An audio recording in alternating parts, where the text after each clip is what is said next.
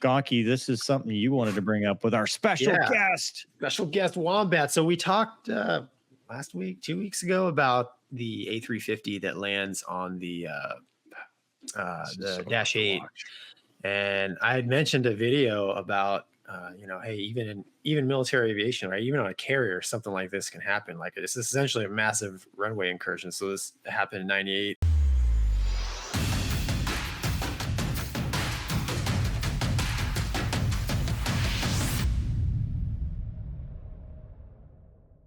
Go ahead, man. Hit. There you go.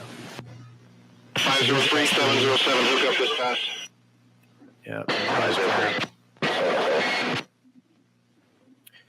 And you can see the calls, I think, right? Yeah, carrier Enterprise, I think. You see the F that's flashing as foul deck.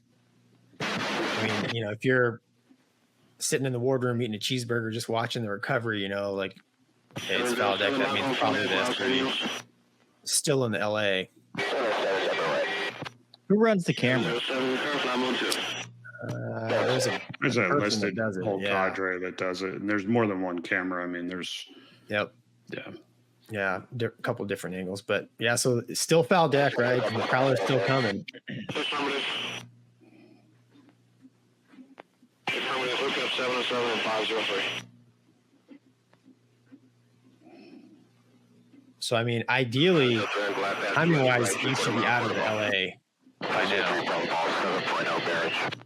Roger ball, 27 knots. It's not unheard of to still be a foul deck at this point in the past, though. Right. But not for a plane in the landing area. Right, because you can still wave them off at this point. Yeah. Oh, yeah. Easy. But you see the flash and F. I mean...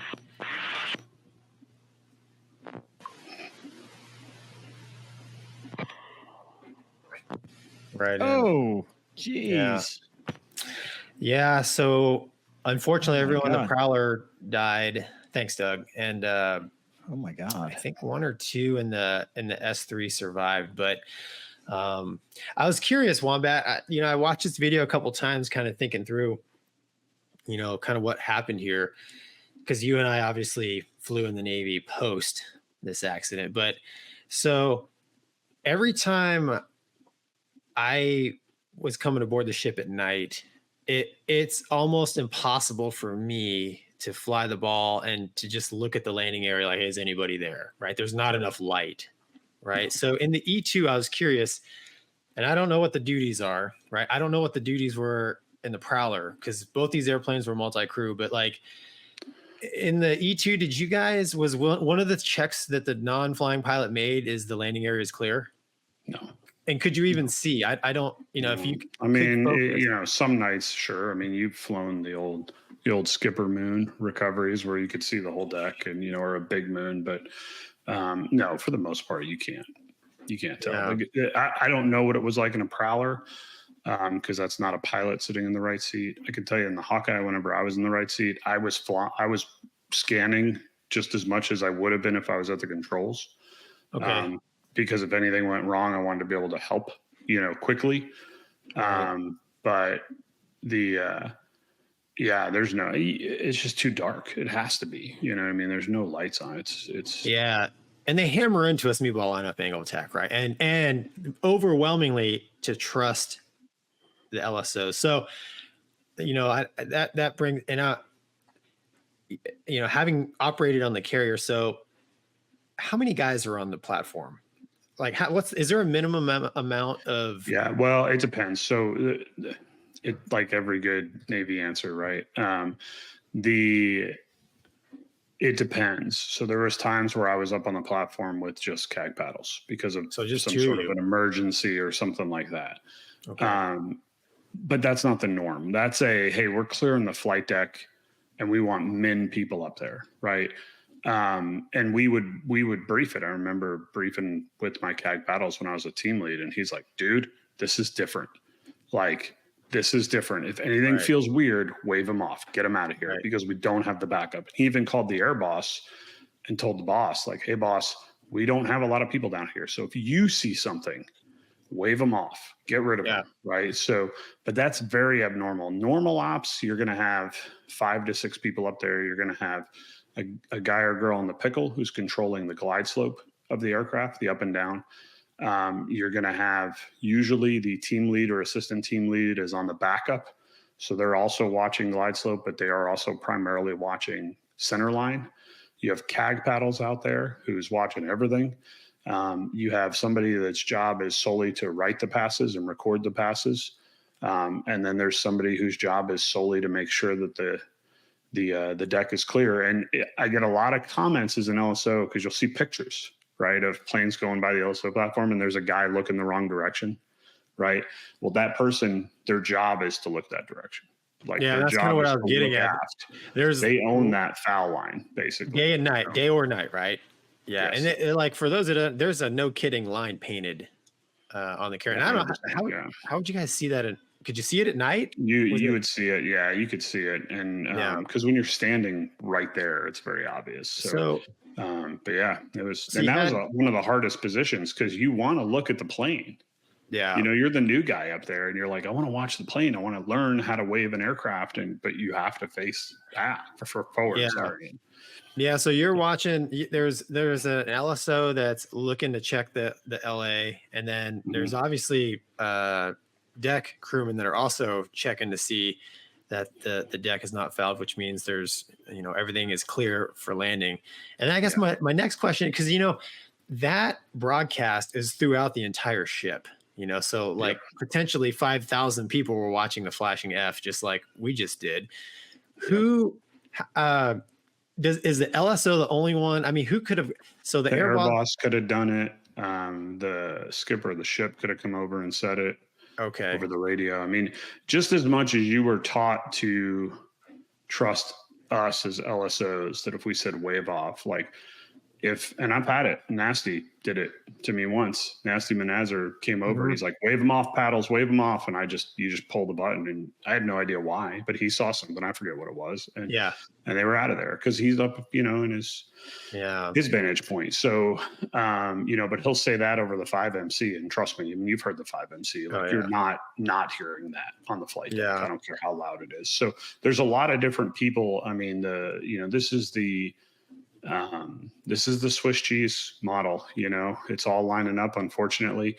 I think one of the things that they really focused on at LSO school, all the times that I went there for this, was obviously knowing who's doing what job, backing each other up, working as a team was important. But then also, anybody can call the wave off. Newest guy, girl can call the wave off. And also, don't get compartmental. You gotta, CQ is a tough time to wave, dude. Like it is a tough, because it just never freaking ends. I mean, it is just, and it's busy, right? Because you have, especially fleet CQ, you have a bunch of different aircraft coming down, right? And typically, like when I was an E2 guy, I would wave the E2s, right? So we'd be switching jobs, right? Because it's my guys or my girls. So it's like, well, let me wave them. Okay, I got it. Cool, we got this. Okay, now I'm like, all right, who's next? You got it. I'm going to read the pass. So you're constantly switching jobs, and it goes on forever. I mean, you remember how long some of the recoveries were at night in normal cyclic ops, right? With CQ, I mean, as soon as the sun went down, you were doing that for 6 hours straight.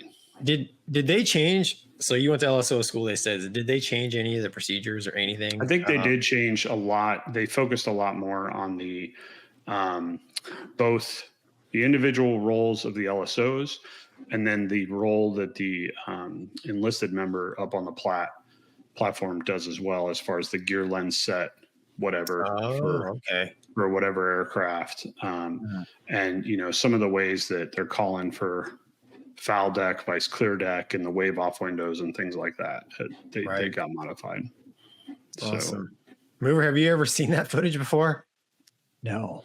Yeah, pretty crazy, huh? Yeah.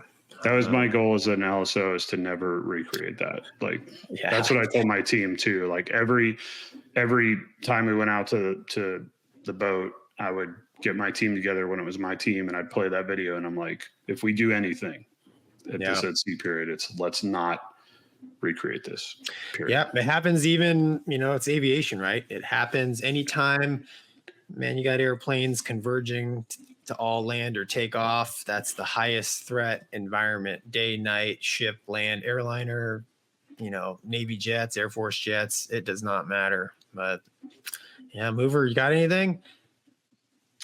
No. Any takeaways, comments, concerns? Scary is what that It is. is scary, man. Night. That was- What? I may have missed it. Why did they not? Why were they still there?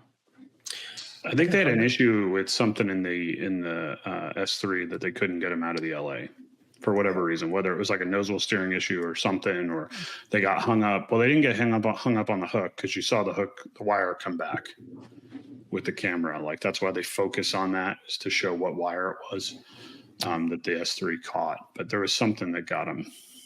I just can't imagine sitting there and all of a sudden. Yeah. And they didn't have the wherewithal to eject, you know. No. Well, what would you eject into? You're ejecting. Well, that's Well, and then the other crash into. Well, and then the other thing that a lot of people don't realize is, you know, it's like, well, because I've heard this argument too, where they're like, well, they heard the Prowler call the ball.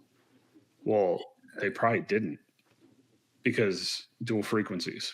So you remember, yeah, that's right. 15, button 17. So they'd switch every other aircraft up a different frequency. So when you're on the ball, nobody's talking. It's all about spacing behind the ship. So it's quiet when you're flying that last mile. So they had no idea that plane was coming. Yeah. Yeah. But the ship has them all brought up for the recording. Mm-hmm. Yeah, exactly. Right. Exactly. That's why you hear it. So yeah, dude, around the Mover, like around the, it's strange, man. It's like holy water around the ship. And like, there's just certain things like they train you to do. And like, they're just like, you just don't deviate. You're like, you trust this person with your life. You trust this voice with your life. Like if Air Boss tells you something, you react. Gonky, jump off the ship. I'm jumping. Like you don't, 100%. You know, you don't ask, 100%. You don't question, like you're taught to just do. And that's like, you know, within like, was it 7 miles of the ship? Oh so, yeah, man. I mean, I remember the scariest thing as an LSO I did in the training command is we had, I think I told you guys this, we had a new student on his first cat shot, pulled the T45 stick full aft on the cat stroke. Oh, and nice. I mean, he did the full Cobra off the end, and somebody on the radio just yelled eject. And I was like, oh, and I thought we were going to see 7 canopies blow of students in the pattern, and just everybody, because there was no directive of like who. Now the good news is nobody did. Oh, dude, there was 4 T45s in the pattern. I fully expected to turn around and watch every one of those canopies blow. Yeah.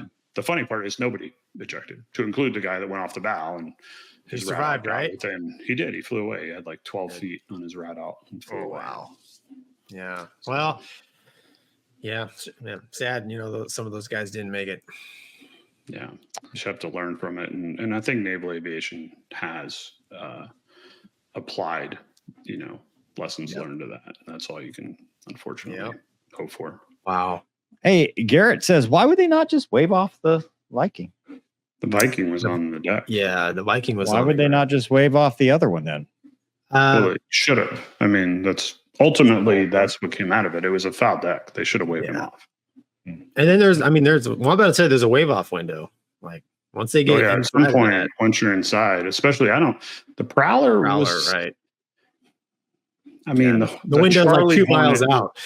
No, the Prowler had some power because remember it has big wings. Oh yeah, right. So big wings. Like the Hornet was the one that always scared me, right? Because scared me too. Those little we never worked together, but your Hornet passes scared me. We talked about them in LSO school. Just kidding. But no, the Hornet was the one you had to really, really watch because if the person got back on the power curve and it was in close. I mean, and I've seen some like 5 wet Super Hornets the same way because they're so heavy. Yep. Prowler wasn't too bad, but everything has a wave off window. Yep. I mean, at some point, you know, it's almost better not to wave them off. Not in this case, but there were times with pitching deck and stuff where we would accept the fact that I knew there was no chance they were going to catch the wires, but they would at least hit the deck and get back airborne. It was worse to try to, because I mean, we've had some long wave offs. I'm sure you've seen that, Gonky, where they miss everything and they just keep coming down ahead of the ship, and then you hope they fly away.